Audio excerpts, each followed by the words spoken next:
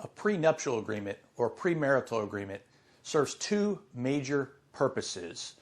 A document that you sign before you enter into a marriage, before you get married, that lays out certain rights and responsibilities that arise during the marriage. See, by law, once you become married, your spouse is entitled to certain rights, and those rights arise under the family law or divorce arena, and they arise in the estate, probate, and death arena.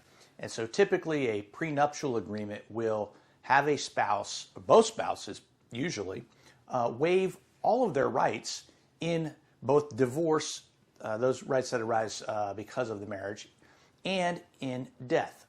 So how does your prenuptial agreement play out in a divorce? Well, it's going to depend entirely on the language of the prenuptial agreement. One, is it even valid? There's certain requirements to have a valid prenuptial agreement.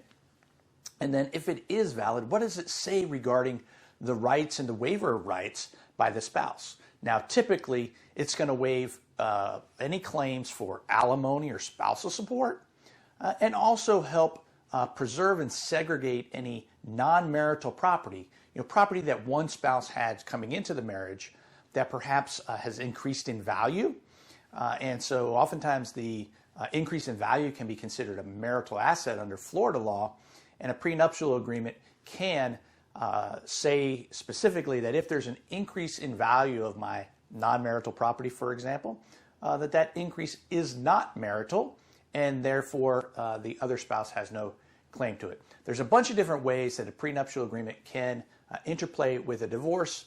Oftentimes, having one does help streamline the divorce process because everyone's rights, if done properly, are well laid out in the agreement. If you have more questions about family law, divorce, prenuptial agreements, drop them in the comments, and we'll be happy to answer those if we're able.